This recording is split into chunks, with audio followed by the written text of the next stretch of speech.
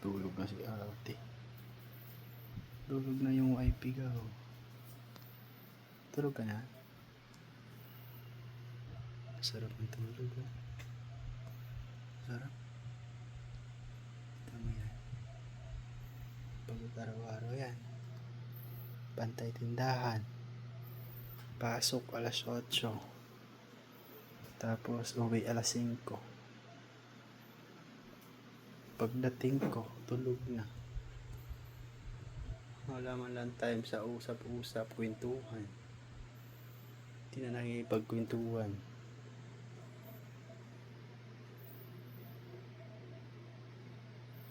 Masipag masyado. Tulog ka na. Tulog na. Grabe naman ang tulog na yan. Sarap naman ang tulog niyan.